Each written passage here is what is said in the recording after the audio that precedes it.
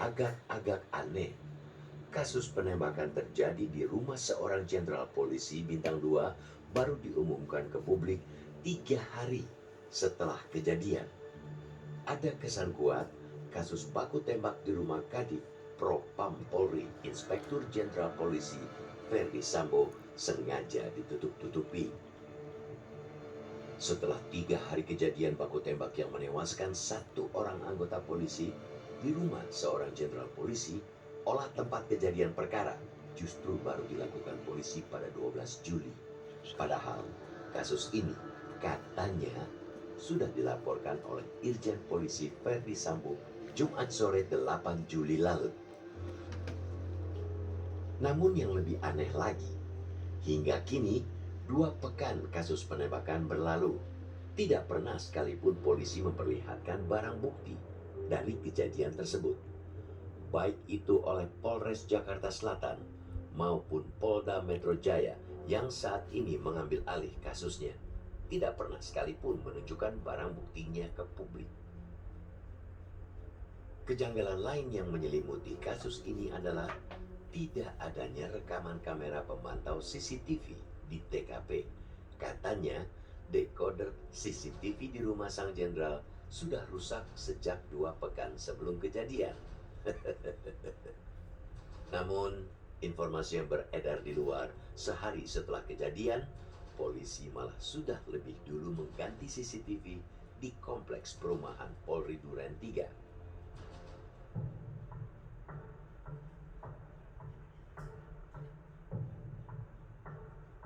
Pemirsa, di rumah Irjen Pol Verdi Sambo, rumah dinas yang berada di Komplek Polri Duren 3, Jakarta Selatan, terdapat dari luar 3 CCTV, yaitu di sini juga pagarnya tampak tidak digembok. Di sini pintunya tampak tidak digembok, namun dikunci seperti ini. Di sini dari 3 CCTV yang ada di depan rumah Verdi Sambo pada saat 8 Juli 2022 lalu, bahwa CCTV dari rumah dinas ini dinyatakan oleh aparat kepolisian rusak sejak 2 minggu lalu. Namun Irjen Pol Verdi Sambo sudah tinggal di rumah dinas ini sejak pangkat Ajun Komisaris Besar Polisi hingga berpangkat bintang 2 yang menjabat pada saat itu sebagai Kadif Propam Mabes Polri yang sekarang sudah dinonaktifkan oleh Kapolri.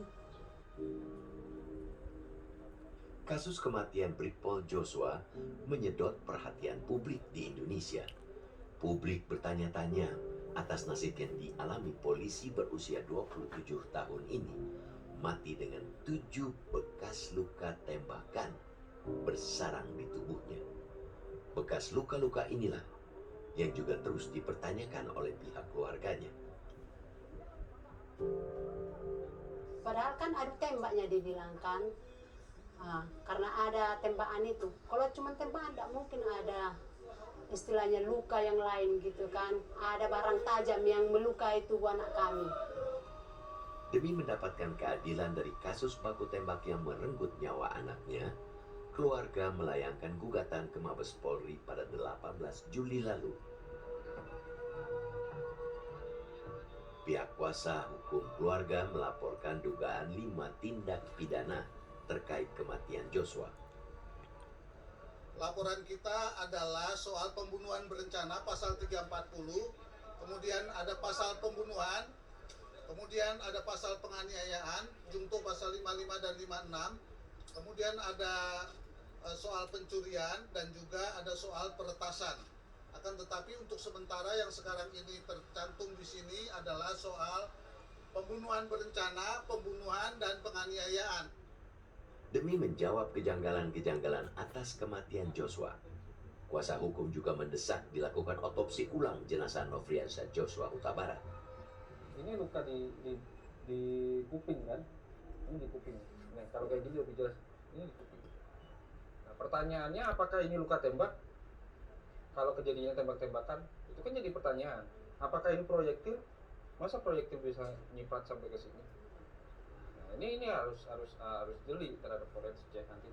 Terus kalau ini di zoom, sebenarnya dari kiri ke kanan ini ada semacam kayak model jeratan.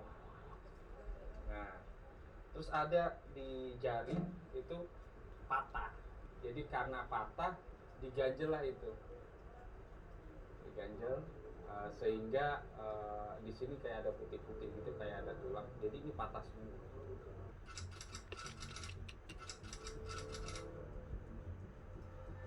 Bahwa berdasarkan investigasi kami, kontak handphone dia itu hilang semua, ada penghapusan kontak handphone. Ketika jam 10 dia kontak terakhir, ya, setelah itu mati. Itu kontaknya keblok semua. Masa nomor maknya aja dia nggak nyimpen? Indonesia Police Watch menilai kepolisian tidak transparan dalam menangani kasus baku tembak Brigadir Nofriansyah Joshua dan Barada Richard Eliezer. Informasi yang disampaikan ke publik juga terkesan ditutup-tutupi. Terlebih olah TKP juga baru dilakukan 3 hari setelah kejadian baku tembak. Yang jadi masalah adalah ini loh ya.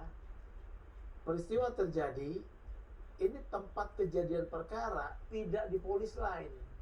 Ini janggal ya, harusnya tetap di polis lain supaya tidak terjadi perubahan tempat kejadian perkara yang bisa mengganggu penyelidikan.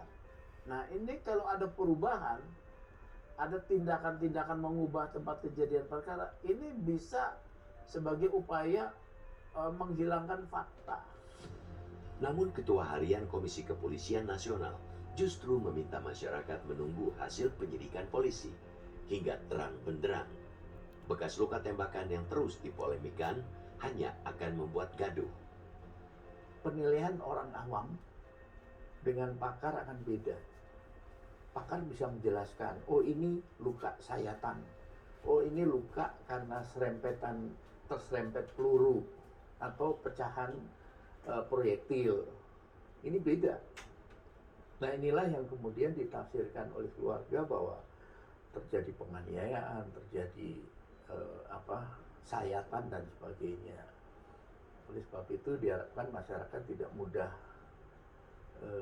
terpancing isu-isu yang beredar.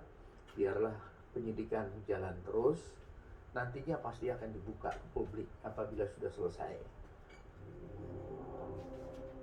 Tanpa mengurangi rasa empati sedikit pun atas dugaan kasus pelecehan seksual yang dialami oleh istri jenderal ataupun mengganggu-ganggu proses penyidikan, kepolisian punya beban moral dan berkewajiban membuat terang kasus ini. Sebab bagaimanapun ada nyawa melayang di balik baku tembak di kediaman Kadif Propam Polri. Terlepas Brigadir Nofriansyah Joshua adalah pelaku pelecehan seksual atau tidak, publik perlu tahu dan keadilan harus ditegakkan. Karena penegak hukum harus mengungkap dengan terang benderang mengapa sampai terjadi 11 tembakan menyala di rumah seorang jenderal polisi.